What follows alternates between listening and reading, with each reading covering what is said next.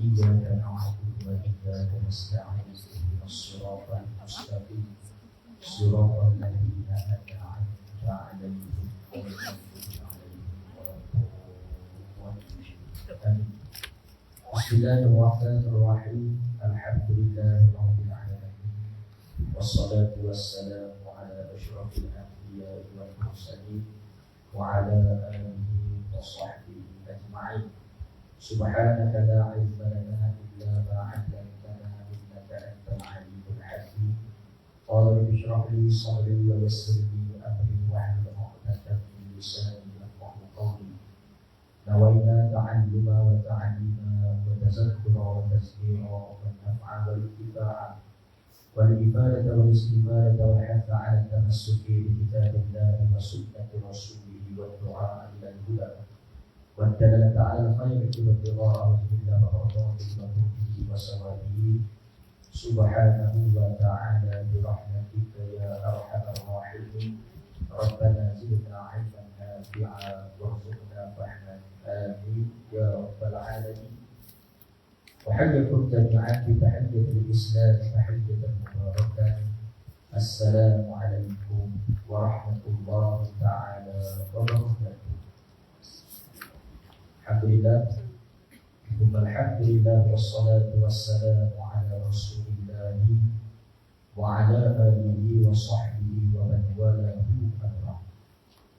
Pertama dan selamanya, alhamdulillah sama-sama kita panjatkan rasa syukur kita kepada Allah Subhanahu wa taala kerana pada pertemuan pagi ini alhamdulillah 3 Safar 1448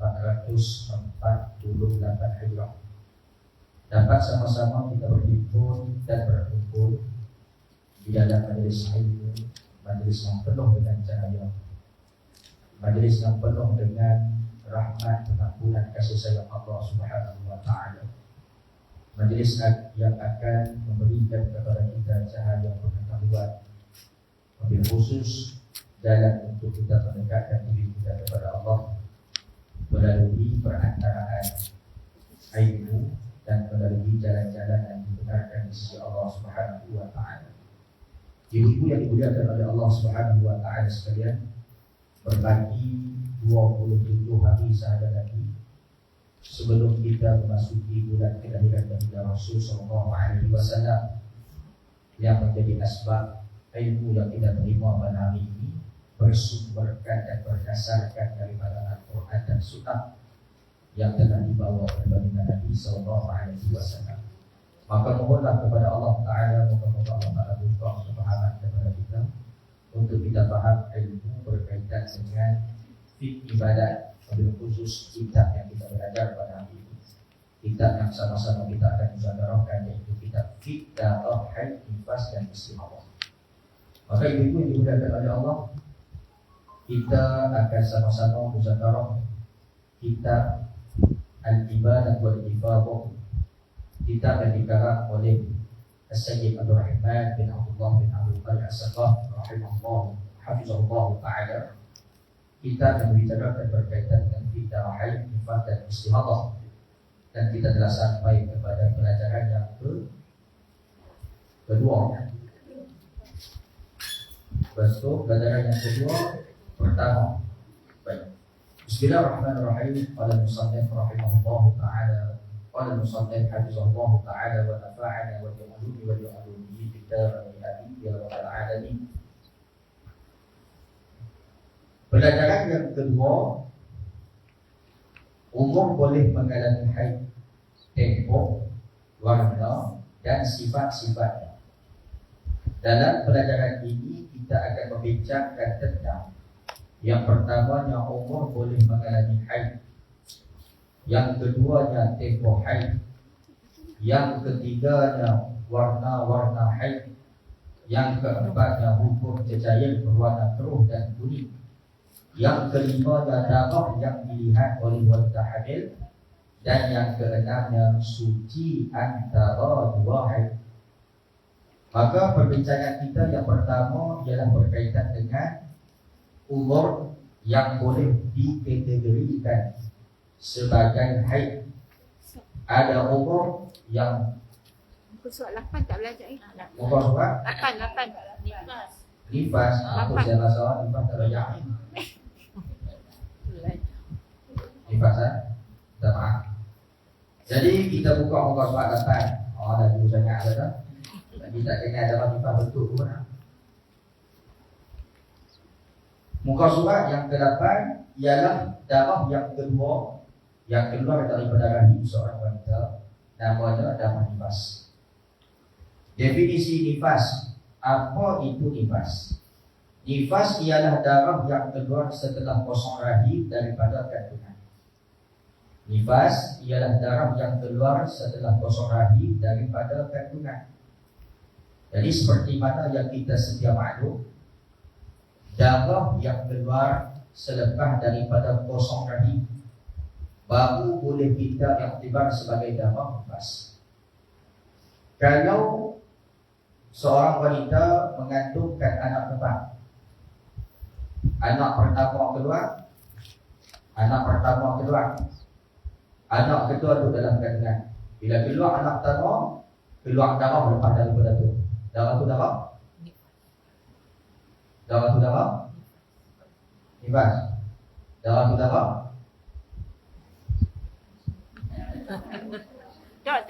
bukan darah nifas ni. Kenapa bukan darah nifas? Sebab tak kosong rahim lagi. Sebab tak kosong rahim. Bagi faham definisi tentang darah nifas. Apa maksud definisi? Penjelasan berkaitan dengan sesuatu.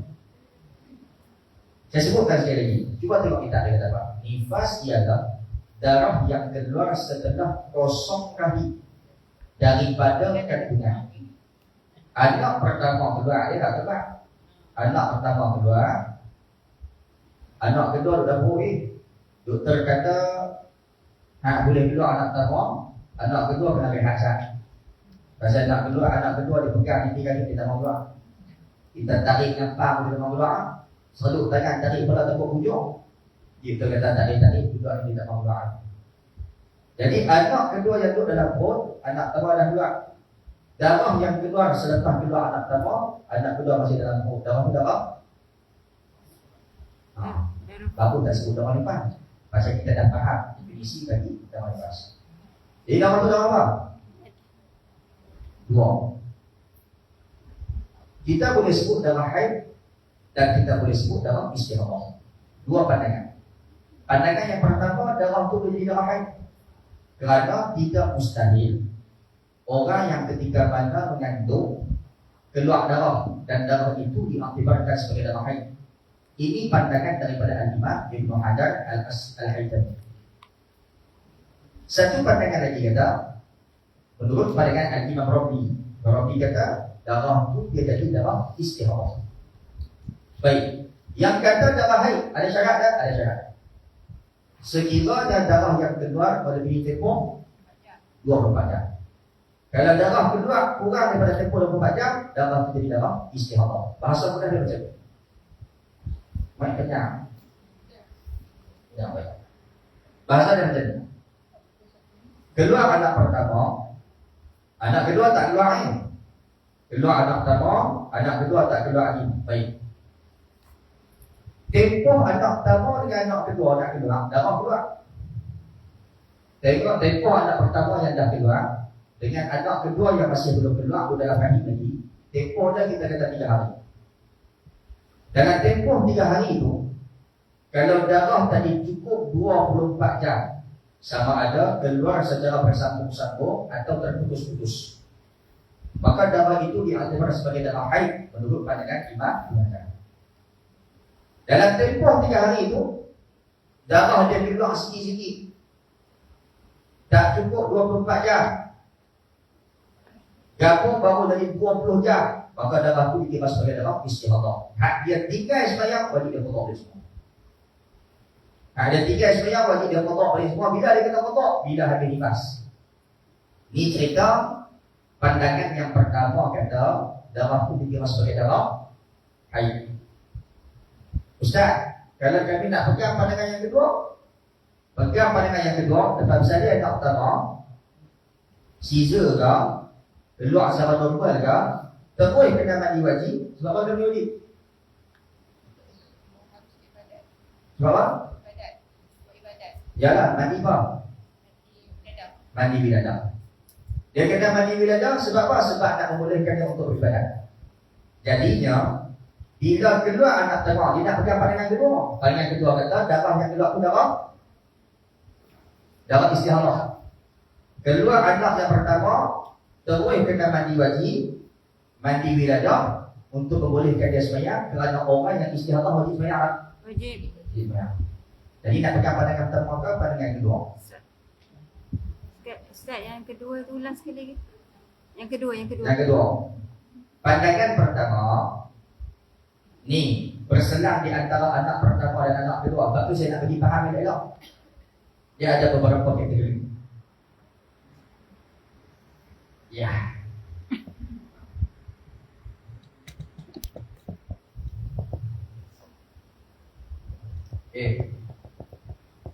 Bahasa Melayu ke bahasa orang putih? Melayu. Baik. Dia ada dua. Kita tulis masalah dia apa? Kita tahu definisi dia. Darah nifas. Nifas ni apa? Darah yang keluar setelah kosong rahim. Darah yang keluar setelah kosong rahim. Jadi yang paling penting ni dalam ayat ni sebenarnya ni setelah kosong rahim. Baik, kita tulis kes pertama. Kes yang pertama, kebak. Jadi bila kebak, anak pertama keluar, anak kedua masih dalam rahim. Kantor rahim dalam bahasa mula dia. Baik. Jadi kalau kes yang pertama ni berlaku, darah yang keluar di antara anak pertama dan anak yang kedua, darah yang keluar di antara anak pertama dan anak kedua. Saya ni nak bahasa Melayu cukup banyak nanti ni. Tak apa. Darah yang keluar di antara anak pertama dan anak kedua. Darah apa? Darah haid. Pandangan pertama. Pandangan pertama kata darah haid. Darah haid sekiranya darah yang keluar cukup 24 jam atau 1 hari 1 malam. Okey, sekiranya darah yang keluar cukup 24 jam 1 malam. Jika sebaliknya ni maknanya tak cukup lah. Jadi darah istihadah. Baik. Jadi darah istihadah. Yang kedua, pandangan yang kedua kata darah istihadah. Jadi darah istihadah. Jadi bila darah istihadah, nota dia, selepas keluar anak pertama wajib mandi. Mandi apa ni? Mandi wiladah. Mandi wiladah. Kerana perempuan yang istihadah, perempuan yang istihadah wajib solat. Lepas keluar anak pertama wajib mandi. Mana wali belajar? Kenapa? Kerana perempuan yang istiqamah di solat. Faham? Baik. Ustaz, saya nak pegang pandangan pertama kan pandangan kedua? Kurang. Kurang. Kalau masa ada kekuatan untuk solat, pegang pandangan awal istiqamah. Kalau masa tak ada pandangan untuk solat, pegang pandangan dalam haid. Sebab kalau dia pegang pandangan dalam istiqamah, dia kena solat, tapi dia tak mau solat pasal dia tak larat, dosa. Abang pasal apa? Abang tak sembahyang, abang subuh. Abang tak larat ni, baru balik daripada Johor, Singapura sampai Bukit Tiga Batu. Jadi nak sembahyang subuh ni tak ada apa berat. Tobat dah pun tak larat. Abang tak larat, tak apa dah abang tak sembahyang. Jawab apa? Jadi sebab tak larat boleh ke tak sembahyang? Tak boleh. Tak boleh, tak ada kata, tak ada batasan sebab tak sembahyang. Wajib kena sembahyang. Kalau orang sembahyang, orang jaga tak gila. Baik, macam tu lah keadaan. Kalau dia waktu tu lepas salib, dia merasa macam memang dia tak larat betul. Kadang-kadang tak ada sisa ke, tekan, normal ke, dia tak larat, tak ada kekuatan. Jadi pegang pandangan dalam haid. Sebab ni nak buang, nak keluar, nak dengar ni tu. Dia pegang pandangan dalam haid. Tengok tak cukup 24 jam. Dapat dari dalam haid, dari dalam isyarah. Dan lepas daripada apa? Lepas daripada bersalin, lepas daripada minibah, dia pergi solat. Itu contoh dia. Situasi yang kedua, kalau dia ada kemampuan, dia mungkin lahir secara normal, tapi anak tu muncul macam main papan losok. Jadi anak tu mudah juga, koyok pun tak ada. Bahasa mudah dia sopa kita tengok tengah besar. Perut muncul. Jadi doktor cek, ni tak ada koyok kau kan, tak ada koyok apa-apa ni. Jadi dia pun macam bangun tahmirah. Betul dia nak pegang dengan darah tu darah istihadah. Maka wajib dia mandi wiladah untuk memudahkan dia solat. Jadi bila dia solat tadi, bila apa? Kerana orang yang istihadah wajib tak ada solat. Jadi ada ni kes yang pertama kalau anak tu anak kembar. Kes yang kedua, kena placenta, uri. Tapi saya tak boleh tulis lah, ini saya cakap. Kalau kes uri pula, ada setengah daripada doktor, kadang-kadang dengan sebab banyak pasien dia nak bersalin, pesakit yang nak bersalin, maka dia kelam kabut. Ada yang kadang-kadang tertinggal placenta tertinggal uri dalam rahim. Baik, kita ambil kes hak tertinggal uri dalam rahim. Budak tu keluar, doktor kata tahniah pasal boleh anak. Jadi doktor, dia tanya doktor nak nanti ya, nanti istilah. Tapi bukan tapi budak yang tak tanya. Doktor je kan? Bila doktor je itu dia lupa datang uri placenta tu duduk dapur. Kita dia tak mari. Jadi lepas pada tu darah tu keluar. Darah tu darah apa? Tak kosong rahim kan? Tu saya tak tahu. Ada uri. Darah tu darah apa? Darah haid. Ada uri. Ada uri, darah haid. Ada uri. Darah tu apa? Darah haid. Haid. Mana bukan darah nifas lagi lah. Nifas. Tak tahu dia bila tu. Sama mana saya pun kena duduk biru gini. Daripada kandungan Ustaz. Darah nifas. Ustaz. Dia definisi tu yang kosong rahim daripada kandungan. Kosong rahim daripada kandungan. Kandungan tu anak sahaja ke ataupun termasuk uri? Jadi soalan saya tadi tak terjawab ni. Darah tu darah apa? Jawab dah ni. Darah apa? Nifas. Habis tak ada depan boleh. Uri tinggal dalam perut. Anak keluar, uri tinggal dalam perut. Jadi anak dengan anak. Ni anak dengan uri. Darah tu keluar. Darah tu darah apa? Nifas. Darah nifas. Yakin dia pada jawab tu? Alif? Dah tak nak jawab. Pasal sini dia jawab darah nifas. Darah haid tu. Baik, jadi persoalan yang perlu kita bangkitkan di sini ialah uri itu sebahagian daripada Baby. budak atau bukan sebahagian daripada budak. Tengok definisi dia dulu. Tengok definisinya. Nifas ialah darah yang keluar setelah kosong rahim daripada kandungan. Sekalipun yang keluar dari rahim adalah ketulan darah mudghah. Mudghah apa? Alaqah. Alaqah kan mudghah? Tak. Lupa bahasa Arab. Nama alam tak sekolah kan? Alaqah maknanya segumpal darah. Dia ketemu sama dengan suami dia. Lupa lama haid tak main. Duk heran bang. Kasih lupa tak main haid kita kan. Duk nampak gaya kuih pelik ni. Tak ada apa. Biasa orang perempuan kadang-kadang haid main cepat, kadang-kadang haid tak tahu lambat sikit. Jadi dia pun tak apa, dah suami dia kata gitu.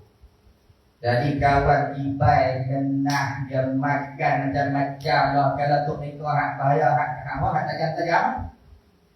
Sekali dia masuk jamban. Sebab cerita lah. Masuk jamban, nak duduk kencing. Berak nampak fobia kan? Payah, dia duduk nak kencing. Kan bila kita duduk nak kencing ni, kadang-kadang hak keluar tu bukan dekat pada depan lah, dekat boleh keluar ni. Tengah kadang-kadang keluar, elok dia duduk nak kencing. Betul. Sumpah darah. Kita kenal darah haid betul ke tak? Kita tu orang perempuan lah, dia tak kenal. Orang perempuan tu dia kenal. Pelik darah ni pasal apa dia keluar dengan sumpai tu tu. Tak tahu lah besar mana, mungkin besar ni, mungkin dah darah tu sumpai. Jadi bila tengok darah sumpai tu duduk hati ni lama-lama, nampak ke mana ni? Ni apa dia kan? Kawan tak pernah mengaji bang. Baik. Jadi dia ambil darah tu ataupun setengah daripada kita tak ada ambil, dia tepuk zam. Tu juga maksudnya tu. Tu lima. Batu darah yang penting keluar sikit daripada rahim kita. Maka waktu tu jangan buat tindakan sendiri dulu. Kalau orang mengaji apa dia buat, dia akan ambil darah tu, dia buatkan tisu ke. Kemudian dia akan bawa benda tu pergi jumpa doktor pakar. Jangan pergi jumpa orang tega ke, kan? Agak-agak darah. Oh ini burger dia tadi jatuh kan. Jangan tunjuk orang yang tak reti dah pak. Kena tunjuk orang reti, jangan tunjukkan saya tak. Sebab saya pedah kena tu. Assalamualaikum warahmatullahi wabarakatuh. Ustaz, tolong tengok Ustaz. Pak, gambar darah tu tengok darah apa? Ustaz, minta maaf Ustaz, ni bukan ni Ustaz ni. Darah apa tak juga? Ustaz, kalau Ustaz ni darah apa? Mana aku nak tengok darah tu darah apa? Jadi keluar darah, segumpal darah. Segumpal darah yang kedua kita pergi tunjuk kat doktor pakar. Tengok di sebuah. Ketulan darah atau ketulan daging. Sama ada akibat darah atau akibat daging. Dia tunjuk kat laki dia. Laki dia kata, tokok daging tak masuk. Bukan. Ambil daging tu habis ubah darah, tunjuk kat pakar. Dia kata apa ni? Asalkan disahkan oleh bidan bahawa yang keluar itu merupakan permulaan kejadian manusia. Dan sudah membadai dengan pengesahan daripada seorang bidan. Kita bawa pergi dekat klinik pakar sakit puan. Kita tunjuk kat Tok Bidan. Tok Bidan pegang, Tok Bidan kata, Allah Puan, kalau melalui pengalaman saya dalam bidang saya, ini bukan darah biasa. Ini darah yang dia adalah darah permulaan kejadian manusia. Mana digugong. Bila disahkan kata digugong, lepas daripada gugong darah yang kedua lepas daripada itu darah nafas. Kalau dia tak ngaji, dia pegang darah tu darah haid, bahaya. Sebab sekurang-kurang haid orang ni 15 hari 15 sekurang-kurang haid hari semalam. Sebanyak-banyak haid orang ni 15 hari 15 malam. Sekurang-kurang nifas 60 hari. Sekurang 1 detik. 1 detik setelah sah, kita tak ngaji, kita tak masuk ibadah tu. Sebanyak-banyak nifas 60 hari. 60 hari. Bayangkan kalau dia tersilap letak kata darah tu darah haid. Sedangkan darah tu darah nifas. Dia kata darah tu darah haid. Apa akan berlaku kat dia? Apa akan terjadi kepada dia? Dia anggap darah yang mai lepas daripada tu, selepas daripada tempoh 15 hari itu, darah tu sebagai darah lepas haid. 15 hari dia akan anggap darah tu darah istihadah. Bila darah istihadah dia semayang. Salah arang. Dia semayang. Sedangkan darah tu kalau ikut akibat darah tu darah Nifas. maka dia solat dalam keadaan waktu yang diharapkan untuk solat. Ibu tu faham tak ni? Tak faham? Tak faham? Saya beri contoh. Baik. Keadaan yang macam mana? Kan kita sebut Keluar darah tu dia kata haid kot, dia bukan haid. Sedangkan ketika mana keluar mudghah ataupun alaqah, segumpal daging ataupun segumpal darah yang diiktibarkan sebagai darah nifas. Jadi dia kata darah haid. Kita tengok kalau dia bukan darah haid. Kalau dia bukan darah nifas sebanyak-banyak nifas 60 hari. Kita katalah hari pertama sampai hari yang ke-15. 1 sampai 15. Ini semua darah nifas. Berlanjutan daripada hari yang ke-16 sampai hari yang ke-29. Ini darah apa ni? Darah nifas juga. Faham tak? Baik. Jadi 1 sampai 29 semua darah nifas. Sebab sebanyak-banyak nifas 60 hari. Kalau dia pegang darah tu darah haid.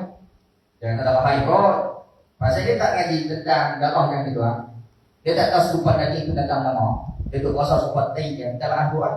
Dia pun buang anak dalam jamban. Asal anak tu kejadian sebagai seorang manusia. Baik, dia pegang darah nifas. Dia pegang darah haid. Isu yang berlaku kalau darah nifas, dia tahu tak boleh solat. Tak boleh solat.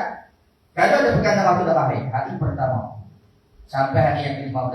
Ni orang tak ngaji ni. Jadi dia kata darah ni darah haid. Hari yang ke-16 sampai hari yang ke-29, agak-agak dia pegang darah. Mesti dia pegang darah istihadah. Betul tak? Dia pegang darah istihadah. Baik. Hakikat yang betul ni, masalah ni. Waktu ni kalau istihadah wajib solat. Wajib solat. Jadi dia solat dalam waktu yang diharamkan untuk dia solat. Pasal apa? Pasal darah ni bukan darah istihadah, darah ni darah nifas. Apa dia? Kita anggap kalau tak tahu ni perangkat besar. Cuma bila kita ngaji baru kita tahu. Itu yang dia tepuk dari you. Silap aku main gelah ni. Kalau tak main gelah aku tak tahu. Siapa aku main gelah, bila aku main gelah aku tahu. Itu masalah kita. Sepatutnya bila kita diberitahu tentang bahaya yang ular, kita dah pegang dah ular tu. Kompon kita tak pegang. Kalau orang tak pernah cerita ular tu tak bahaya, macam budak-budak dapat ular jadi kan. Dekat-dekat. Pasal dia tak tahu kata ular tu bahaya. Kita hak dewasa kita tahu ular tu bahaya. Jadi kita takkan dekat dia pada tinggi, kita takkan duk main belakang ular tu. Pasal kita tahu bahaya. Jadi kita kaji bukan dengan sebab bila kita tahu Allah. Dulu aku duk main ular elok kan. Bila aku tahu takut nak main ular, bukan itu. Bila kita ada ilmu tentang sesuatu, maka Tuhan berkehendak bagi kita faham. Kan kata Nabi SAW, barang siapa yang Allah Ta'ala nak bagi dia kebaikan, Allah Ta'ala akan bagi dia faham dalam ilmu agama. Jadi kalau kita nak jadi orang baik, kena ngaji. Nak jadi orang baik, kita kena ngaji. Bila kita ngaji, kita faham ilmu agama, barulah Allah Ta'ala jadikan kita orang baik. Man yuridillahu bihi khairan yufaqihuhu fid-din. Barang siapa Tuhan berkehendak nak bagi dia jadi orang yang bagus, Tuhan akan bagi dia faham dalam ilmu agama. No, Ustaz, baru tahu. Pernah berlaku kat saya mungkin sebelum daripada ni. Bila nifas saja, bila keluar darah dia anggap selagi mana tak beranak kita masuk. Selagi mana tak beranak, tak keluar budak setui. Kalau setakat gugur, dia pegang darah yang keluar pada tu darah isyarah. Ada. Dia pegang kata darah tu darah haid. Ada. Wallahi bukan tak ada. Ada orang pegang itu. Pasal dia faham darah nifas ni keluar tetap keluar budak. Gugur tak kira. Jadi definisi berkaitan dengan nifas kita faham. Dia kata nifas ialah darah yang keluar setelah kosong rahim daripada kandungan, sekalipun yang keluar dari rahim adalah keturunan darah atau keturunan daging asalkan disahkan oleh bidan. Bidan ni termasuk pakar sakit puan. Pakar sakit puan tu orang perempuan saja tak, orang lelaki pun ada pakar sakit puan. Termasuk tu bidan. Bidan kampung, bidan tandak, bidan taman, bidan paya, bidan flat, bidan kondominium, bidan. Jadi dia ni memang masyhur dan dikenali sebagai orang yang mengetahui tentang darah dan kelahiran. Saya walaupun mengaji bab darah, kalau tunjuk darah betul saya tak tahu nak apa. Dia tahu nak apa? Baik. Bahawa yang kedua itu merupakan permulaan kejadian manusia dan sudah membadai dengan pengesahan daripada seorang bidan. Kita pergi kat klinik, Doktor Adam kata, ini dah dikira permulaan kejadian manusia. Kita tengok dalam lama. Doktor minta maaf, saya tanya, doktor ni memang pakar dalam bab ni. Saya tak pernah sanggup kelahiran, tapi dalam pengamatan saya selama saya duduk ngaji, ini adalah dalam permulaan kejadian manusia. Dia tak kaya. Dia pergi usung pula pergi klinik Al-Azhar, pula klinik Azhar. Bawa kita Azhar, dia Azhar berkata dia tak salah pasal ada kat orang lagi. Dia tahu apa dia doktor lagi. Dan dia bawa pergi ni macam-macam, 9, 10, semua kata pengesahan itu adalah pergodaan daripada kejadian manusia. Dia tak tahu percaya. Satu bukan sampai ke tahap itu. Seorang saja pakar yang sebut, dia kena percaya bahawa itu adalah pergodaan kejadian manusia. Jelas tak? Baik. Jadi persoalan kita tadi tak ada jawapannya. Kalau placenta duduk dalam perut, anak keluar, darah yang keluar tu darah haid ke, darah nifas ke, darah istihara. Adakah ia sebahagian daripada bayi? Baik. Kita tengok macam mana dia punya nilaian daripada ulama fiqh. Ulama fiqh kata lagu ni. Yang pertama tentang placenta dulu. Placenta atau uri. Adakah placenta ataupun uri sebahagian daripada makhluk ataupun sebahagian daripada budak? Kita tulis yang pertama bahagian budak. Siapa-siapa dekat sini sampai juga uri ikut dia? Katakan. Tak nak. Apa lah. Tak tahu lu mana uri tak nak mana tak tahu. Okey. Nampak tak nak faham kan? Kalau dia bukan bahagian budak. Baik. Saya bila mana main masalah ni waktu kaji dulu di Azhar. Waktu kaji di Mesir dulu lah, bukan di Azhar, di Mesir. Bila main persoalan ni, kalau ngajak saya pun Ustaz Husaini Mu'in, dia pun tipu antara. Sebab saya tanya soalan tu. Jadi, dah mana nak cari jawapan lah. Saya pun telefon seorang ulama Azhar, anak murid pada Syarif Mu'ah, namanya Syekh Haji. Saya telefon Syekh Haji, saya tanya ada soalan berkaitan dengan placenta. Tapi masalah kami ialah, placenta dalam masyarakat kami tak tahu tentang apa. Jadi bila saya ulang-ulang kali menyebut tentang definisi bagi perkataan placenta dalam bahasa Arab tu, baru saya faham. Saya kata macam ni. Jawapan tu duduk kat kami, bukan duduk kat dia. Jawapan duduk kat kami. Dia tanya kami soalan macam saya tanya ibu-ibu semua. Placenta tu bahagian budak ke bukan bahagian budak? Maksud bahagian budak, saya ada budak tu lahir, tak mahu saya. Ada budak tu lahir, tangan tak ada sebelah. Tangan terpotong, tinggal dalam perut. Badan semua lekat keluar, tangan tinggal dalam perut. Tangan tu bahagian pada budak? Ya. Bahagian budak. Soalan saya, placenta tu bahagian budak ke bukan bahagian budak? Bagian budak. Bagian budak. Elok nak kali tadi? Bahagian. Tadi ada kata bukan. Baik. Bagian budak. Kalau saya sebut satu dulu. Kalau dia bukan bahagian budak ataupun kalau dia bahagian budak. Kalau dia bahagian budak, maknanya darah yang keluar lepas daripada keluar budak, placenta tu di dalam, darah tu jadi darah. Cara nombor 1 tu.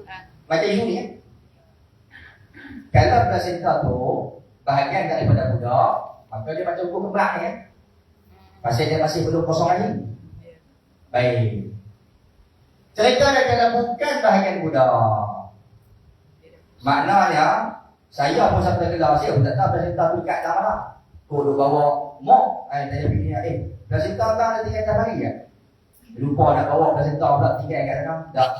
Jadi placenta bukan bahagian budak. Kalau placenta bukan bahagian budak, maka kalau uri duduk dalam perut, budak tu keluar habis, darah yang keluar tu dikira sebagai darah. Darah Nifas. Ibu faham tak faham? Baik. Jadi apa kesimpulannya? Kesimpulannya yang saya pegang dan yang kawan-kawan kita pegang, begitu juga jumhur ulama pegang. Kalau uri dan placenta tinggal dalam perut, yang keluar tu budak, walaupun keluar dalam tempoh yang lama, sebulan baru sedap. Pasal perut memang rasa sakit, duk rasa tak selesa. Jadi bila doktor buat CT scan, dia tengok, no, ada uri dalam perut tertinggal. Jadi darah yang keluar bermula hari yang pertama sampai hari yang 30, semua darah nifas. Tak perlu risau.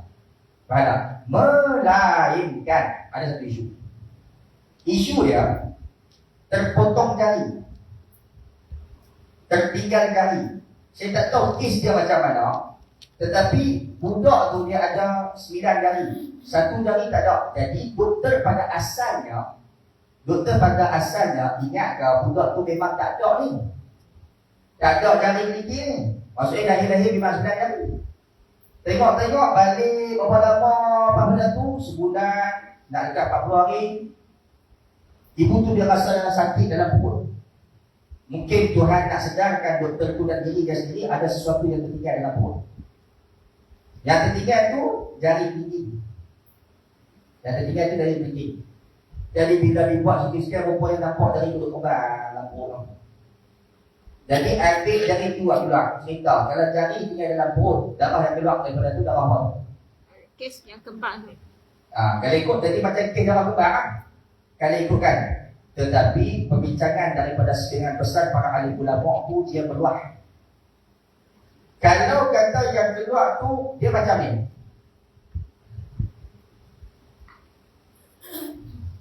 Buku kan?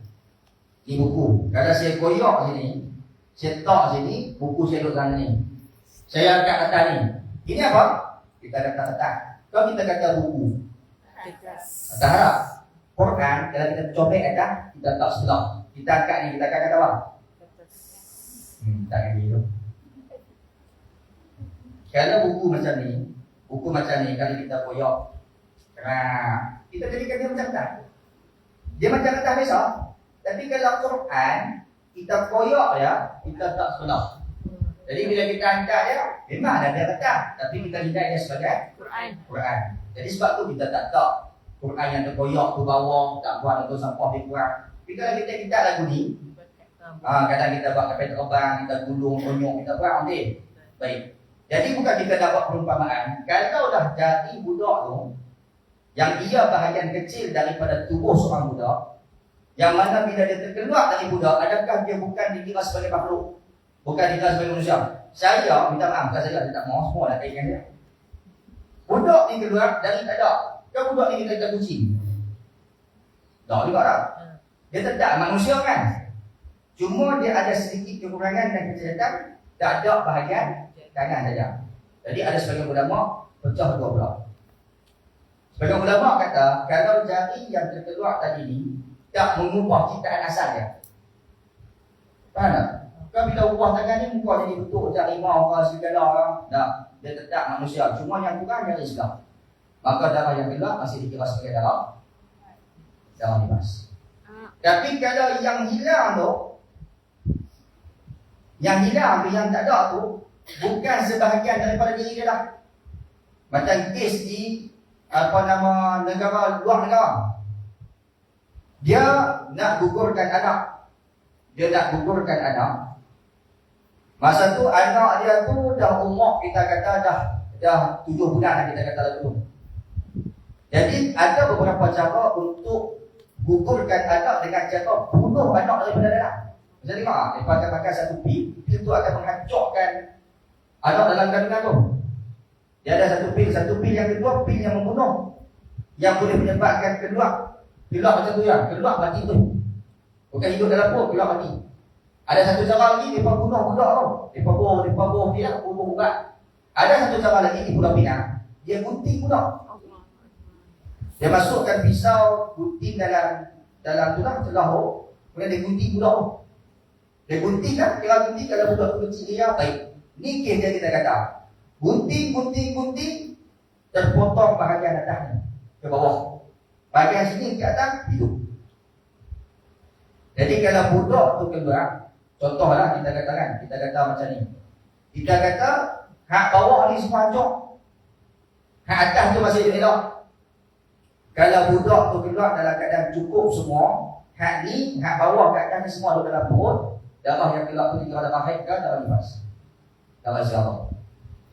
Kalau keluar separuh ni, dikira manusia tak, tapi mengurangi kesempurnaan bagi diri seorang manusia. Kenapa? Kaki tinggal kat dalam. Maka ulama kata darah tu masih belum dikira sebagai darah nifas. Ibu faham kan? Kalau setakat dari gigi, telinga, tapi kes ni jangan berlaku. Kita kata sekira mana ia berlaku. Baik. Dan tu darah nifas. Sikit. Bukan sikit nak habis. Untuk menghukum darah tersebut sebagai nifas, mestilah ia keluar sebelum berlalu 15 hari daripada bersalin. Jika darah keluar selepas 15 hari daripada bersalin, maka ia adalah darah haid. Ini satu persoalan lagi.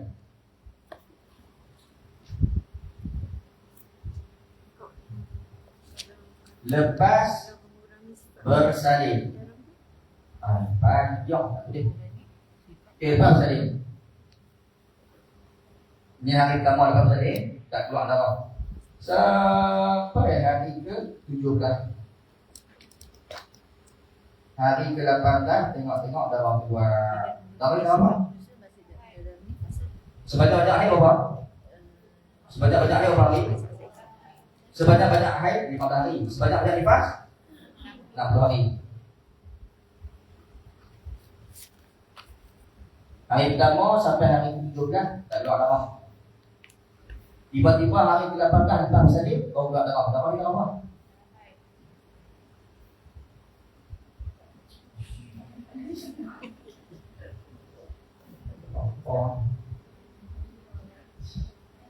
Ustaz, kami tak tahu Ustaz, kami lama dah tak jadi. Tak, dulu jadi tu. Dan tak tahan lah ni. Dulu jadi tu. Mana? Hai. Nama tahan ni? Kompong. Sebab baca dalam buku. Baik. Syarat nak jadi darah nifas, mestilah darah yang keluar selepas bersalin atau darah yang keluar dalam tempoh 60 hari tidak melebihi tempoh sekurang-kurang suci. Saya ulang lagi. Nak jadi darah nifas, di antara syarat jadi darah nifas,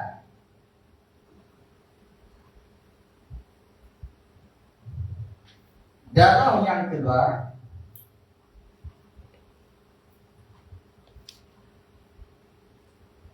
tidak melebihi 15 hari selepas bukan itu. Saya nak input ke kedua-duanya. Di antara syarat darah nifas,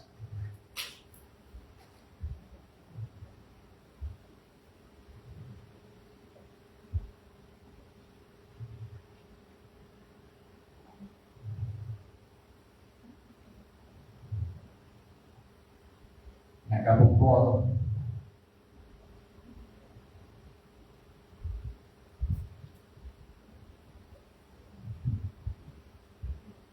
Darah yang keluar selepas bersalin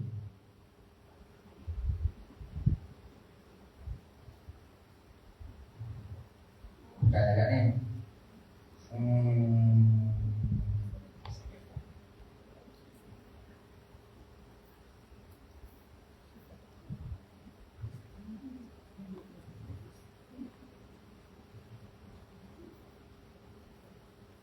Tadi masa duduk ni macam sedap je kan.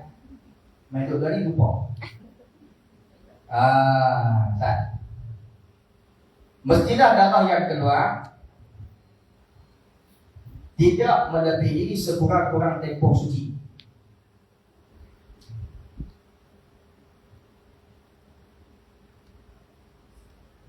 Tidak melebihi sekurang-kurang bukan ayat ni tak kenal ni, ayat ni tak kenal. Saya terlupa ayat apa ni. Jadi makan saya tebak, saya tebak ikan gini mana ada saya tebak semua. Okey, boleh tak depan ni kalau kita kuliah tu habis 9. Saya tanya sebab saya tadi kuliah subuh tadi. Saya kuliah subuh di Masjid Taman Risau. Jadi tadi saya habis 7.30. 7.30, 8.30, 9.30. 2 jam saya duduk di kolam. Sembang ikan keli tu. 2 jam saya duduk di kolam. Ikan keli saya tak tengok kau tengok. Kalau dia lihat tak apa. Tapi dia duduk di kolam tu dia duduk pinggang. Tak tahu apa dia buat di kolam. Orang saya tanya sini dia. Kalau abang balik baru ya. Balik. Sebab saya daripada Taman Desa kalau balik 20 minit lebih kurang. Tu kalau tak cek 20 minit, 20 minit balik 40 minit. Jadi saya boleh duduk di rumah lebih kurang dalam sejam 20 minit. Duduk seorang-seorang. Nak balik ke tak balik? Nak balik ke tak balik? Jadi saya dengan ikan tadi lebih kurang sama. Jadi kalau puluh pukul 9 sekurang-kurangnya tak panjang sangat tempoh. Tak apa tak kalau puluh pukul 9 kan? Jadi kami makan cok pedok mai boleh. Oh, tak apa lah tak cok pedok ni ketujuh dah pandu dah. Kan? Kami lepas ni. Tapi tak apa, okay, saja dah saya dah sadar lepas ni kalau pukul 10 pukul 9 mungkin lebih selesa sikit lah. Bukan pada saya semata-mata tapi pada hak ngajak kita hari ni lah. Baik, terus. Sama, baik. Jadi darah nifas mesti darah yang keluar dalam keadaan tidak berlalu sekurang-kurang tempoh suci. Darah yang keluar selepas bersalin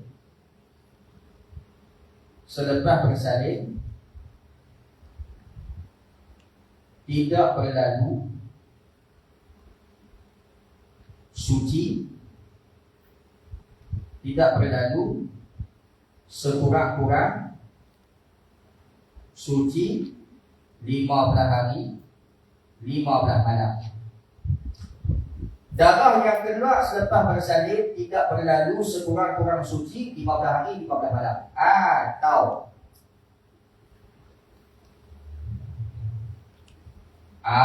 darah nifas, darah yang keluar selepas bersalin tidak berlalu sekurang-kurang suci 15 hari 15 malam. Atau darah yang keluar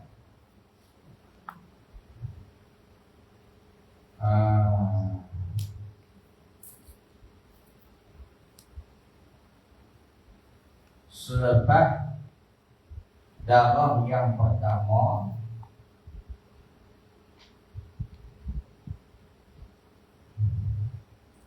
tidak berlalu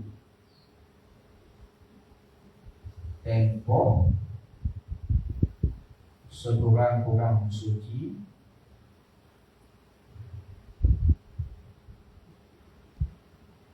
di antara darah yang keluar selepas darah yang pertama tidak berlalu tempoh sekurang-kurang suci di antara darah yang kedua. Okey. Darah nifas, syarat yang pertama di antara syarat dia, darah yang keluar selepas bersalin tidak berlalu sekurang-kurang suci 2 kali 4 malam. Ini yang contoh kita bagi tadi. 1 sampai 17 dah berlalu tempoh sekurang-kurang suci selama 15 hari. Maka darah yang datang dikira sebagai darah haid. Itu pun sekiranya cukup 24 jam. Cukup 24 jam. Kalau tak cukup 24 jam yang ke-18, dia akan jadi darah. Jadi darah cukup 24 jam jadi darah haid. Kalau tak cukup 24 jam jadi darah istihadah. Baik. Yang kedua, darah yang keluar selepas darah yang pertama, yang ini nifasnya tidak berlalu tempoh sekurang-kurang suci di antara darah yang kedua. Contoh yang kedua. Ini contoh yang kedua dalam ini. Tadi saya padam semua. Nak tulis cepat-cepat. Dah. Okey, contoh dia macam mana?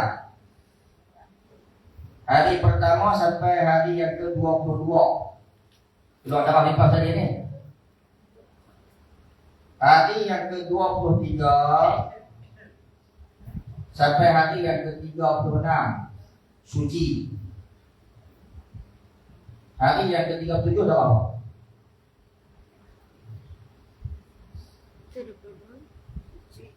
1 sampai 22 keluar darah nifas tadi. Hari yang ke-23 sampai hari yang ke-36 suci. Hari yang ke-37 keluar darah apa? Kira 23, 24, 25, 26, 27, 28, 29, 30, 31, 32, 33, 34, 35, 36. Berapa hari ya? 14 hari. Jadi darah yang nombor 37 darah apa? Darah apa? Kenapa dia darah nifas? Ini contoh dia. Darah yang keluar selepas darah yang pertama. Ini darah pertama. Yang keluar selepas darah yang pertama tidak berlalu tempoh sekurang-kurang suci di antara darah yang kedua. Darah yang kedua, darah hari yang ke-37. Maknanya suci di antara dua nifas. suci di antara dua nifas, mestilah suci kali ini tidak melebihi tempoh sekurang-kurang suci. Tidak kurang daripada tempoh sekurang-kurang suci. Kalau lebih tak apa, tapi kalau kurang tak apa, tapi kalau lebih tidak kurang daripada tempoh sekurang-kurang suci. Kalau lebih daripada 15 hari, darah yang kedua akan jadi darah haid. Faham tak? Sekali, darah yang kedua selepas darah yang pertama tidak berlalu tempoh sekurang-kurang suci di antara darah yang kedua. Kita tahu sebanyak-banyak nifas 60 hari. Cerita dah sekarang 1 sampai 22 bulan haid yang keluar nifas. Hari yang ke-23 tak keluar darah. Bila tak keluar darah, apa yang dia buat? Dia mandi wajib, ataupun dia mandi nifas, mandi bidadah, untuk membolehkan dia sembahyang. Baik, selesai lah. Jadi dia pun sembahyang hari 23. Tapi kalau kita bagi ke orang tua dulu ni, orang tua dulu lah, orang tua. Hak sekarang saya tak pasti, saya tetap hak dulu. Dia akan kata apa? Selagi tak cukup 40 hari, pantang lah. Pantang yang mana tak payah sembahyang. Tak tahu lah, masih ada zaman dah, tak tahu ada tak ada. Tapi dalam telinga saya duduk dengar, memang ada lebih sekarang. Lagi tak cukup 40 hari, suci bila hari kedua pun tak payah sembahyang lagi selagi tak cukup 40 hari. Sebab orang kata pantang ni 40 hari. Bukan pantang solat, tapi pantang daripada melakukan aktiviti-aktiviti berat, pantang daripada melakukan perkara-perkara yang boleh menyebabkan luka dan tak sembuh, macam makan kena jaga. Bukan pantang solat. Kerana hari yang kedua dia bersih, wajib dia sembahyang. Baik, ceritalah. Hari yang 23 sampai hari 30 suci. Sampai hari 30 suci. Tiba-tiba mai hadapah hari yang ke-37. Dia duduk sorang-sorang jepang. Tak apa. Kalau dia duduk ngaji, agak-agak dia pegang darah apa? Itu dalam nifas. Darah nifas lah kan. Sebab masih dalam tempoh 40 hari tak tehir. Kenyataan dia salah, tak salah. Dia pegang darah nifas. Muncul kalau kata dia berpegang 40 hari selagi tak cukup 40 hari itu darah nifas. Muncul dia pegang lagu tu. Kalau tak ada muncul, kita kata kalau dia kata darah haid kot. Setengah orang tak darah haid. Jarang dia akan kata darah istihadah. Tetapi tak menafikan orang kata darah istihadah. Jadi kekeliruan tu akan berlaku. Dia nak pegang darah haid ke, darah nifas ke, darah istihadah. Baik, kita sebut dulu kalau dia pegang darah tu darah nifas. Sebab dia kata selagi tak cukup 40 hari. Kes ni berlaku tak berlaku. Jadi dia tak sembahyang. Dia tak sembahyang sampai hari yang ke-40. Hari yang ke-41 keluar balik darah. Darah ni darah apa? Kita mengaji dah. Jadi kita kata darah nifas. Kalau orang hadap kaji, pasal dia faham darah tu sampai hari yang ke-40 dia. Hari ke-41 dia pegang apa? Boleh jadi dia pegang darah haid, boleh jadi dia pegang darah istihadah. Kedua-dua ni ada baiknya, ada kesan buruknya. Yang lebih buruk kalau dia pegang darah istihadah. Sebab dia akan jadi kecelaruan darah yang akan datang selepas daripada tu. Kita pegang dulu kalau dia pegang darah tu darah haid. Dia kata 41 ini darah haid kan. Sebanyak banyak darah haid berapa hari? 15 hari. Ingat daripada angka 41 ni saya tulis bawah pasal tak ada pilihan darah. Ni saya tulis ni 41 ni detekan daripada ni kan. Dia kata darah ni sebagai darah haid. Darah haid 41 sampai 50. 5 ke 56? Ustaz. 56 lah. 56 lah kita buat 56. 41 sampai 56 dia kata darah ni sebagai darah haid. Ni kita ambil orang hadap kaji. Jadi betul tak dia tak sembahyang? Betul tak dia tak sembahyang? Jadi bila mana hari yang ke-57 dia nak tentu darah apa?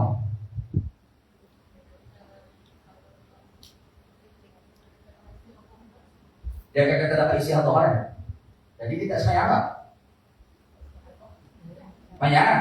Baik, 57 sampai hari yang ke-60 dia sembahyang. Apa hukum solat dia ni? Kalau dia pegang darah tu darah haid dah.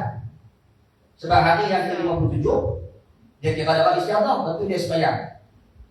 Jadi apa hukum solat dia?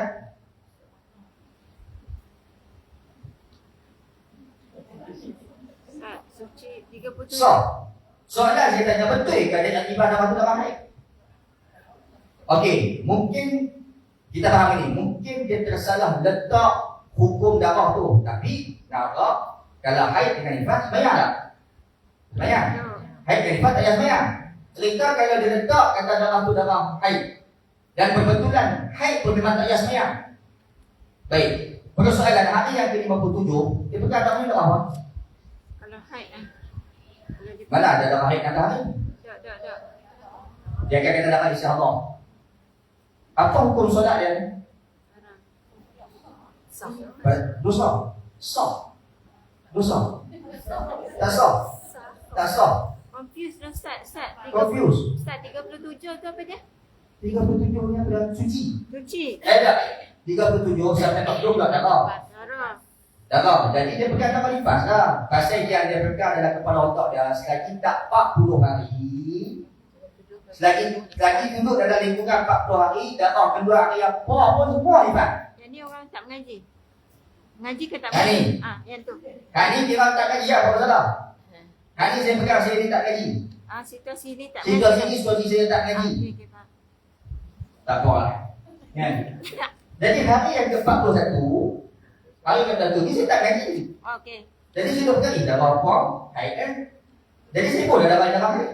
Haid kan kalau tak kaji pun semua orang tak lima hari kan? 41 sampai 56.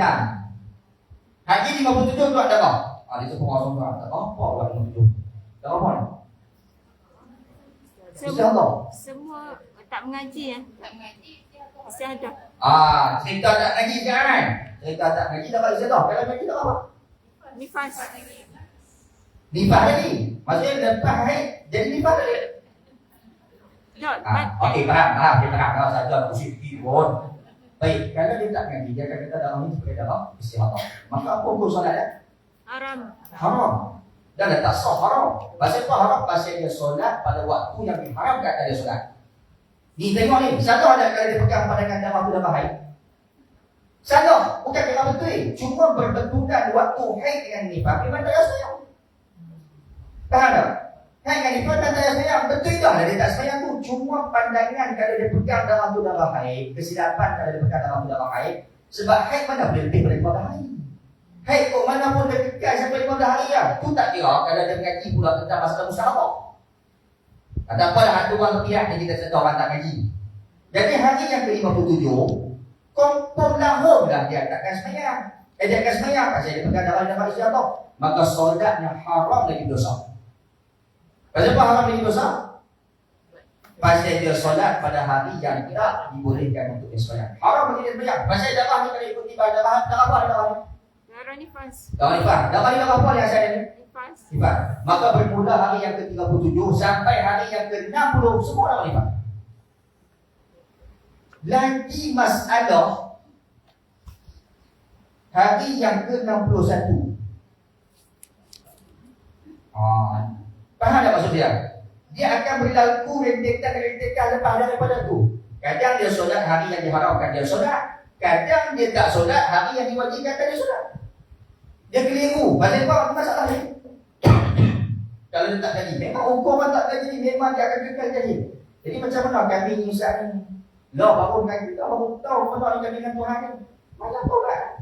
Mayang taubat, mayang kotor. Mayang taubat, mayang kotor. Itulah. Tapi kalau tak kaji, kekal tak kaji. Adakah dia dikira selamat tak? Dikira selamat tak? Tak. Sebab apa tak selamat? Yang pertama, jahil kita bagi pada dua. Jahil yang dimaafkan, jahil yang tak dimaafkan. Jahil yang dimaafkan ni maksudnya Tuhan tak puh di dalam neraka. Tuhan tak azab dengan sebab dia tak tahu. Tapi ada jahil yang tak dimaafkan. Jadi jahil dimaafkan. Jahil yang tak dimaafkan. Jahil lagu ni Tuhan puh dalam neraka walaupun dia tak tahu. Pasal apa sah? Dah tak tahu pasal apa kena duduk dalam neraka. Pasal Tak mengaji. rumah kita ni pilih kita nak kaji. Pasal apa tak kaji? Kita pula mohon pada dalam ni siapa pun tak cancel mohon. Semua cancel. Semua ada cancel. Tua tak macam mana pun semua ada cancel. Dekat-dekat apa cancel ada ustaz-ustaz itu. Ada juga cancel. Ada. Dan maklumat tentang pengajian ilmu tak terbuka luas pada dia. Dia tengok aku kan dah haid nifas dah. Aku nak mengaji macam ni. Dah memang macam tu lah majoritinya daripada kalangan kita. Tapi bila kita duduk dalam kajian ilmu, kita bukan nak pandang tentang apa yang kita tahu. Kita nak membetulkan apa yang kita tak tahu. Itu sebenarnya sudah kita ngaji. Macam saya, isteri tamu. Anak pertama, anak kedua. Tak pasal dia tak main. Kira tak adalah salah sangat. Jadi anak pertama, anak kedua, anak ketiga, saya jahil tak ni? Saya jahil tak hai kifah isi Allah, saya jahil. Walaupun kita kaji dulu, tapi tak praktik lagu mana. Tak ada kat kita. Tapi bila berlaku kat isteri kita, anak pertama saya lahir ketika mana musim panas. Musim panas. Sampai kini, cek apa semua, bila ada darah keluar, dia tanya dia, abang, macam mana darah keluar? Saya pun tak tahu nak beritahu ada apa. Cuma saya tak tahu satu semayang. Dan darah keluar, saya semayang. Saya pun tak tahu betul ke tak keputusan tu. Tetapi, isteri saya nak sayang. Isteri saya nak semayang. Sebab isteri saya kata, abang, kena semayang, abang. Pasal pun kena semayang. Pasal dia bukan dalam lipat. Saya pun pergi luar. Jadi dia semayang dalam keadaan contraction. Jadi dia semayang dalam keadaan macam tu, sakit-sakit. Cuma waktu dia sakit tu dia tak semayang. Waktu dia boleh duduk semayang, dia buangkan. Sedangkan kalau kita jadi orang yang mengaji waktu tu, isteri saya tak perlu letih macam tu. Sebab ada dua pandangan. Tak apalah, saya pun letih, dia pun letih. Ni cerita kalau dua-dua tak ngaji. Tak ada satu keputusan yang boleh menyelamatkan mudarat. Yang kita boleh pilih maslahah daripada mafsadah. Selesai. Lepas daripada bersalin, saya orang bukan berat. Saya masuk-masuk kata, yang kena mandi ni. Kawan tu, luka dekat tempat cik pun tak lagi. Saya tak kena mandi kan? Mana pasal kita mengaji bang? Lepas bersalin, kena mandi bila dah. Semua orang pakai mandi dulu. Betul ya?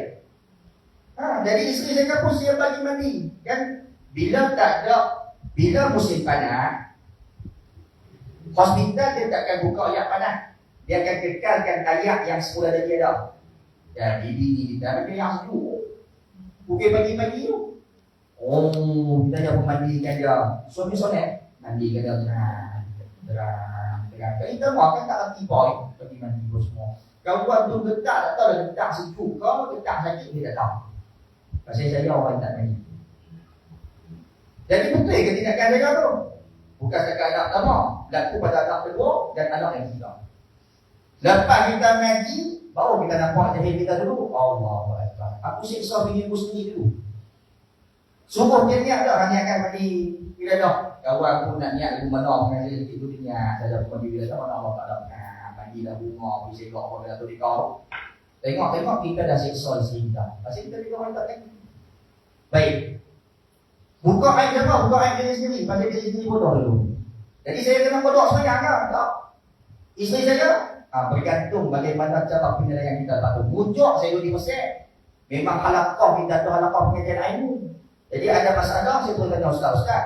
Isteri saya darah hari ni, darah keluar hari yang ke-43 tak? Darah apa? Lima. Okey. Okey, bukan nama lima. Pasal bujuk kita duduk dalam kalangan orang-orang lagi. Pasal duduk di Mesir. Agak kalau duduk di Malaysia, macam mana pemahaman kita tentang masalah ini? Jadi jangan rasa mengaji ini dengan sebab kita downgrade diri kita. Mengaji ini sedangkan kita upgrade diri kita, bukan downgrade diri kita. Faham tak? Bila downgrade diri kita, kita rasa seolah-olah macam dulu aku tak tahu kata benda ni kena buat. Dan bila aku tahu, aku kena buat rasa macam bodoh balik pula. Rasa macam dah, pasal kau bukan ngaji. Kita rasa diri kita downgrade. Bila kita tahu Tuhan upgrade diri kita untuk kita dapat ilmu lebih banyak. Itu tak bagi pengenalan. Baik. Ini berkaitan dengan masalah nifas. Sedikit banyak. Ada soalan? Tak ada. Terus. Nifas dinamakan demikian kerana darah keluar sebaik sahaja keluar seluruh nafs. Nafs dia pada jiwa. Bila semua budak tu keluar, maka terjadilah istilah darah yang keluar daripada tu sebagai darah nifas. Baik. Dalil nifas.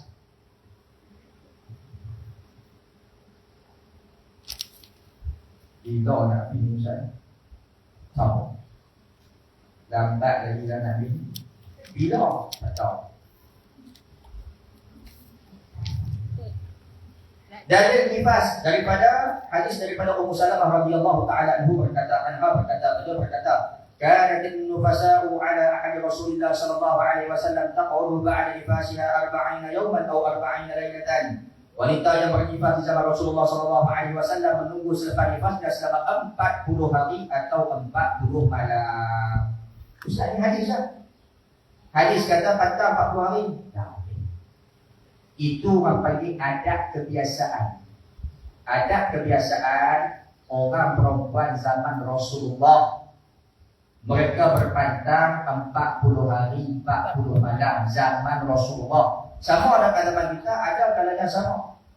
Kalau ibu-ibu ingat balik, anak pertama dulu pantang apa hari. Anak kedua pantang apa hari. Tepat-tepat 40 dah. Kadang-kadang jadi 37 anak pertama. Anak kedua dia dah jauh sikit 52. Anak ketiga ada kurang 36. Jadi Nabi kita Muhammad SAW bukan Nabi bukti rata. Kita mengaji matematik kan dia ada pundakan. Dia ada pundakan.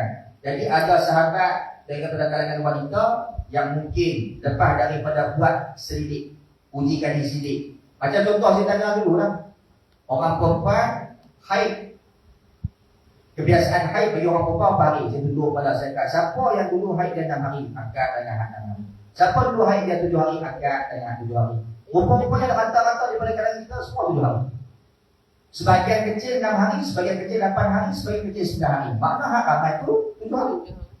Macam tu juga tajribah yang dibuat oleh ulama-ulama yang terdahulu. Cara mereka nak istifat, nak menentukan wakil yang sesuai dengan persekitaran pada waktu tersebut. Jadi mungkin dibuat junaan, mungkin dibuat sesi pertanyaan, sesi soal jawab. Tapi sebenarnya tak tanya. Mungkin ilham daripada Allah nak ditentukan 40 hari adalah tarikh, adalah hari yang kebiasaan orang perempuan anak berkaitan. Jadi kita kena faham di sini. Pantang di sini bukan bermakna pantang daripada ibadat semata-mata, tetapi pantang daripada tubuh badan yang kena jaga kesihatan kita.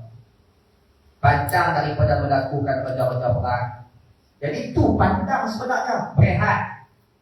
Berehat seketika daripada kerja-kerja berat.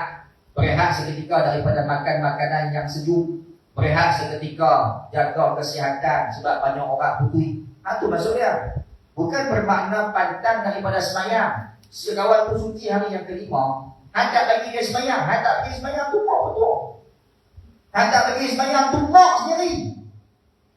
Mak sendiri tak pergi semayang. Mak betul tak pergi semayang. Pak tak tahu apa lah. Pak tak tahu apa. Yang pak dengan pak setiap kali balik, muka penuh dengan belas sejuk kan. Tapi tentang dia semayang tak semayang, pak tak tahu. Pakai paper tak pakai paper, pak tak tahu. Dan kata pak, suami pun tak tahu betul. Baik. Jadi kalau kegagalan ini berlaku dalam kehidupan kita, kita normalisasikan perkara ini. Dan kita tak pernah risau kata cucu kita, anak-anak perempuan kita, kalau kita tak fahamkan mereka tentang ilmu tentang haram. Siapa nak tanggungjawab dalam bab ni? Saya seorang, kamu semua orang. Sebab saya tak boleh pesan kat anak ni. Anak apa? Saya? Dia orang tu tak boleh biarkan dia. Apa masalah berkaitan dengan orang jumpa ustaz? Dia letih dia dulu. Takkan dia nak perhati dia lalu tu, tak boleh. Mak dia kena perhati. Cucu hak kita duk jaga. Mak dia kena perhati, tapi kita tu hak kita perhati, takkan kita tak perhati nampak kaya. Maka ibu dan ayah muda kami Allah, ni sebab kita mengaji ilmu, walaupun dia bukan daripada diri saya sendiri. Tapi saya betul-betul jawab. Pasal saya kena fahamkan semua wanita-wanita yang saya kenal ataupun tak kenal tentang bagaimana pentingnya belajar tentang ilmu hukum akam nafas dan istihadah haid ambus. Dalam hadis ini terdapat dalil yang menunjukkan kepada tempoh kebiasaan nifas adalah 40 hari. Adapun tempoh minimum yang hanya sedetik. Sedetik siapa? Sayyidatuna Fatimah Az-Zahra radhiyallahu taala. Darah dia keluar sedetik kan. Darah dia keluar sedetik. Dan maksimumnya 60 hari, insya-Allah akan datang huraiannya. Yang ketiga, kita habis pukul 11. Kau tak larang? Tak jawab, tak larang. Dan mana kau mengaji Pak Nifat?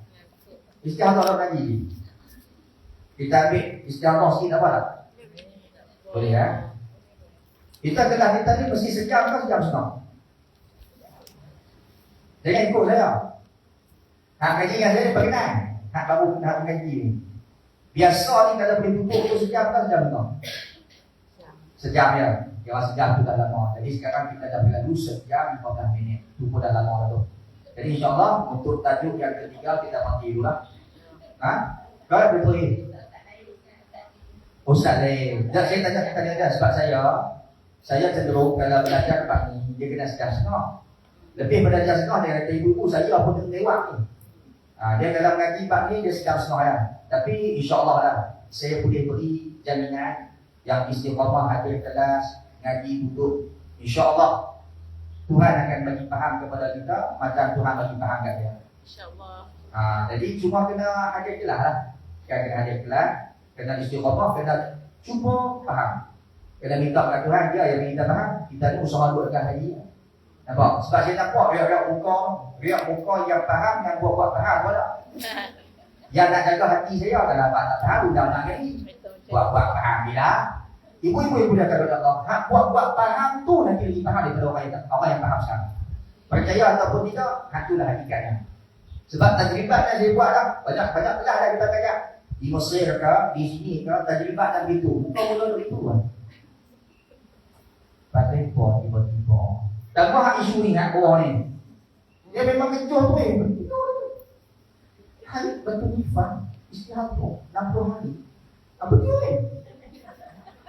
Saya dia bawa kereta, dia tengok meter dia naik 40. Ni ada. Dia tekan 60. Ini sebelah banyak bahan ni. Kalau lebih pada ni, kita bawa balik ni. Buat balik. Angka tu dia akan main dalam kepala otak kita. Biasa. Awal-awal iman tak faham tu biasa.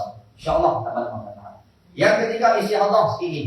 Definisi istihadah ialah darah yang keluar dari hujung rahim. Bukan pada hari-hari haid dan nifas. Macam mana? Istihadah dia takkan menjerit dalam hari haid. Istihadah dia takkan menjerit dalam hari haid. Bahasa mudah macam ni. Kalau tempoh sebanyak-banyak, kalau tempoh sekurang-kurang haid. Sebab haid kita kadang-kadang dia main bukan pada adat dia. Maksud dia macam ni. Kita akan ada X period days, period months, kemudian nama. Kan? Jadi kita ada hak kan. Contoh bulan lepas, bulan 6. Darah haid kita keluar daripada hari yang ke-12, minggu ketiga atau minggu ketiga, keluar pada hari yang ke-12 sampai hari yang ke-20. Jadi bulan 7, adakah dia keluar tepat-tepat hari yang ke-12? Nampak? Jadi darah haid tu tak mesti dia keluar tepat hari. Boleh jadi dia keluar awal sikit, hari yang ke-9 dia keluar lah. Boleh jadi dia lajak sikit, dia keluar hari yang ke-21, kita duk tunggu. Orang perempuan yang selalu dia tunggu bukan suami dia balik, kadang-kadang haid dia dah keluar. Kadang-kadang. Kan? Kadang-kadang. Bila nak keluar haid ni? Nak kedua, bila tu lagi nak banking duit keluar. Kan? Bukan orang perempuan tempat kita ni, tempat lengong, tak Zimbabwe ni. Yang orang memang kita tak doa, bukan semua mata kita, insyaAllah. Baik. Alhamdulillah. Istihadah ialah darah yang keluar dari hujung rahim, bukan pada hari-hari haid dan nifas. Makna istihadah dia takkan terjadi pada hari adat kebiasaan haid, pada hari sebanyak-banyak haid. Dia takkan terjadi. Dia takkan berlaku. Contoh, darah sampai ke-7 haid. Sebab dia adat dia haid 7 hari lah. Hari ke-8 tu dia nak pegang istihadah. Lupa pada orang sekali. Pasal istihadah dia takkan duduk dalam waktu-waktu haid. Begitu juga istihadah dia takkan duduk dalam waktu-waktu nifas. Tetapi keadaan tu boleh berlaku sekiranya.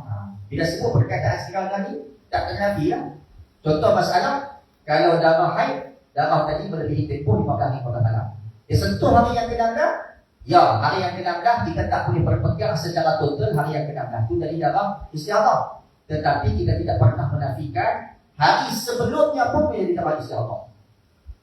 1 sampai 7 haid, 8 sampai 22 istihadah. Tak nabi. Tak nabi benda tu. Begitulah juga dengan nifas. Nifas, selagi tak lebih daripada 60, darah tu semua darah nifas. Dia sentuh 61 je, jadi masalah. Faham tak? Walaupun darah yang keluar tu warna-warni, 1 sampai 10 warna hijau. Tak ada darah warna hijau, jepot dia darah warna hijau. 1 sampai 10 warna hitam, 11 sampai 20 warna merah, 21 sampai 30 warna merah kekuningan. Walaupun warna yang keluar berbeza-beza warna, duduk dalam tempoh 60 hari, semua dah bebas. Tapi bila dia sentuh hari 61, jadi masalah. Jadi, kita tidak pernah menafikan istihadah dia boleh duduk dalam waktu-waktu haid, boleh duduk dalam waktu nifas. Tetapi, dalam istihadah, secara definisinya, dia bukan pada hari-hari haid, dia bukan pada hari-hari istihadah. Tengok bukannya definisi. Darah yang ketiga dan terakhir keluar dari faraj ialah darah istihadah.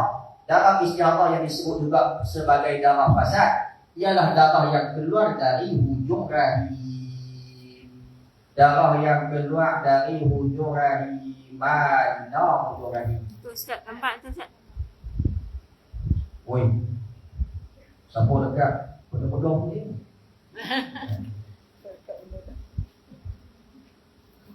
Saya atur dia tu. Saya nak bagi tempat kedudukan yang hujung rahim itu di mana.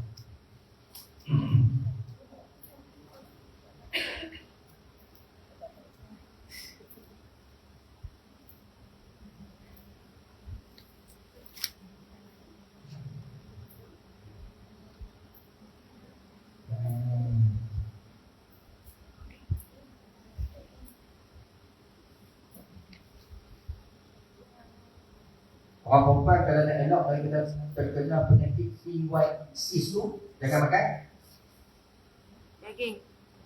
daging. Dan apa elemen yang boleh menyebabkan seorang tu terkena penyakit CYC tu lah? Yang saya dengar soya. Ada yang kacang-kacang. Kolagen. Ha? Kolagen tu rasa Kolagen di antara perkara yang mudah sebagai CYC. Jadi kena ada perkongsian yang benda-benda macam ni pada orang perempuan. No? Nanti kalau ada rezeki lagi, cuba bagi lah tengok doktor-doktor bagai sikit puan dengan bincang pasal benda tu kat kita. Tak sungguh. Sungguh kalau ada saya nak bawa isteri saya, anak perempuan saya semua main ni. Pasal nak bagi dengar pendapat dia dengan kawan supaya benda tu tak jadi barang pada diri dia. Semua perkara yang bersangkut dengan penyakit kanser, barang dalam pernikahan tu lah. Jadi sebab orang perempuan yang banyak terkena penyakit itu, tapi tak pernah menafikan orang lelaki pun akan terkena. Cuma kalau benda ni ada pengenalan atas, pengenalan awal, jadi orang perempuan ni dapat berhati-hati dan mengelakkan diri daripada terjebak terkena penyakit tersebut. Saya tulis dalam Google hujung rahim. Dia keluar ke mak rahim yang syuai. Pada tak? Saya apa pula ke mak rahim yang syuai? Hujung rahim. sebab nama rahim. Ustaz.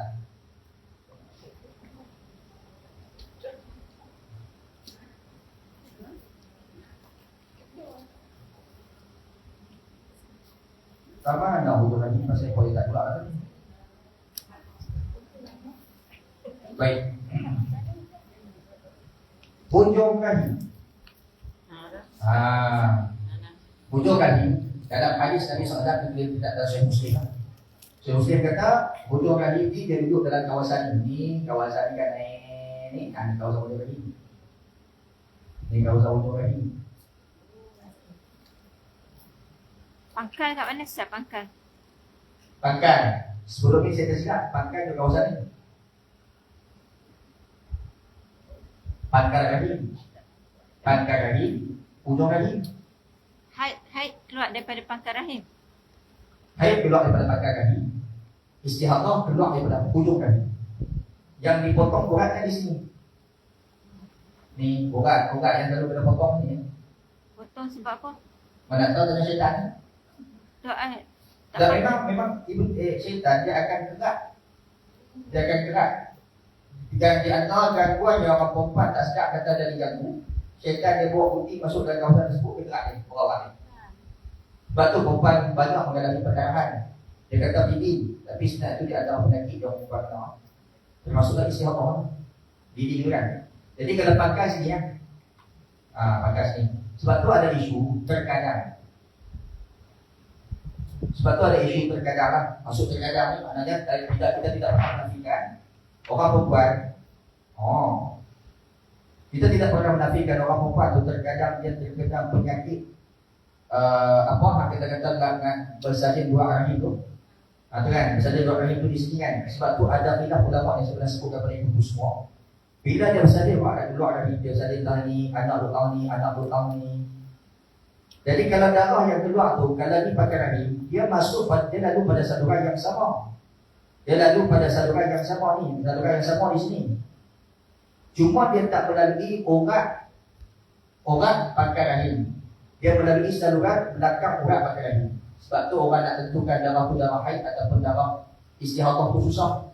Bagi orang yang mengalami kelahiran luar rahim. Kalau kelahiran dalam rahim, kita tahu lah darah yang keluar tu jadi darah nifas. Kalau kelahiran luar rahim, selepas daripada dibuang ni, jadi darah yang keluar tu darah nifas ke, darah haid ke, darah istihadah. Itulah perbincangan dia tu. Tak apa, nanti tak sampai ni, nanti kita akan berbincangkan pada pertemuan yang akan datang nanti. Baik. Sikit lagi. Nak pihak ni. Berbeza dengan darah haid kerana ia keluar dari pangkal rahim. Darah istihadah ini keluar bukan pada hari-hari haid dan nifas. Dengan kata lain, darah istihadah ialah darah selain haid dan nifas. Maknanya setiap darah yang tidak kita hukumkan sebagai darah haid dan nifas adalah darah istihadah yang diwajibkan ke atasnya hukum hakam tertentu yang akan disebutkan nanti keterangannya. Berhenti sampai dekat dulu. Ada soalan. Ya, sila. Apa yang tadi tu yang pasal jari tertinggal itu kan? Jika jari tertinggal itu tidak mengurangi sifat manusia, itu kira haid. Maka dia dikira sebagai darah Haid. Itu nifas. Nifas. Kalau tertinggal itu mengurangi kesempurnaan manusia, Maka darah itu bukan darah nifas. oh terbalik. Boleh dihukumkan sebagai darah haid, boleh dihukumkan sebagai darah istihadah. Darah haid istilahnya cukup 24 jam, cukup 24 jam jadi darah istihadah. Atau pandangan yang kedua kata pun tidak darah istihadah. Uri Lah. Uri itu nifas. Dia macam isu empat boleh kan? Pasal yang tertinggal itu separuh daripada bahagian kaki dia, yang keluar tu bahagian badan yang ke atas. Sebenarnya mengurangi sifat kemanusiaan Sebab tu. dia mengurangi sifat manusia. So dia itu haid. Jadi darah haid atau istihadah ni hanya macam hukum empat.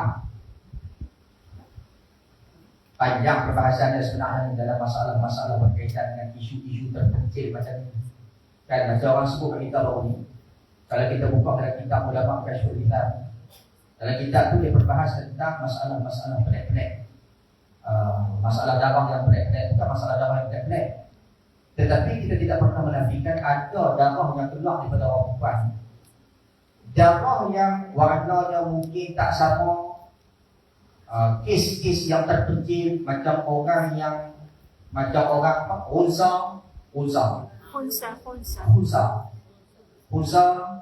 unsa yang perwatakannya lelaki tapi keluar darah haid. Nak hukum lagu mana? Perwatakan lelaki jantan, pakai jubah, biar apa semua, tapi ada haid.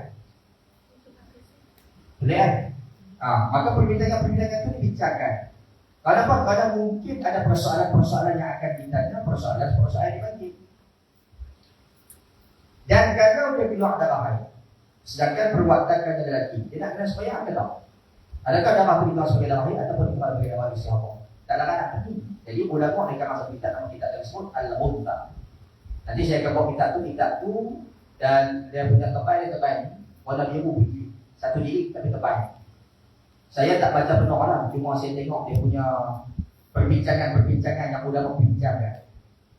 Usaha bersentuhan, usaha yang berzina, usaha yang nak masuk bilik air mana, usaha aurat usaha dengan lelaki mahram, usaha dengan lelaki bukan mahram. Apa bincangan dia. Ulama sekarang terbaik ni kitab dia. Usaha boleh jadi imam ke tak? Kalau usaha imam kepada makmum yang perempuan boleh ke tak? Boleh tak? Usaha jadi imam, makmum belakangnya semua perempuan. Itulah perbincangan kita tu. Usaha jadi imam, makmum belakangnya semua lagi. Usaha baca khutbah. Ayah mati, usaha nak pertama. Usaha boleh jadi tok wali ya. Nampak? Ini perbincangannya. Kau semua apa ni? Saya nak pergi usaha. Saya lagi tulis kot, anak 5. Jadi Allah Subhanahu wa taala ala wa ala. Nanti insya-Allah pertemuan yang akan datang kita akan berbahaskan lagi. Dan moga-moga Tuhan buka kebahagiaan dan beri kebahagiaan kepada kita yang baik itu datang daripada Allah, yang lemah dan hina itu pada kekurangan diri saya sendiri. Aku qauli hadza wa astaghfirullahaladzim wa lakum. Assalamualaikum warahmatullahi taala wabarakatuh. Waalaikumsalam warahmatullahi wabarakatuh. Bismillahirrahmanirrahim. Alhamdulillahirabbil alamin. Wassalatu wassalamu ala asyrafil anbiya'i wal mursalin wa ala alihi washabbihi ajma'in. Allahumma ja'alna ma'ana jam'an marhuma wa tafarraqana min ba'dihi tafarruqan ma'suma. Allahumma ja'alna mahbuban fi qulubil mu'minin. Rabbana 'alaika tawakkalna wa ilaika anabna wa ilaikal masir. Rabbana atina fid dunya hasanah wa fil akhirati hasanah wa qina adzabannar. Wa sallallahu ala sayyidina Muhammadin wa ala alihi wa sahbihi wa baraka wa sallam. Subhana rabbika rabbil izzati 'amma yasifun. Wassalamu ala al-mursalin walhamdulillahi rabbil alamin. Taqabbalallahu minna wa minkum. Innahu taqabbal karim.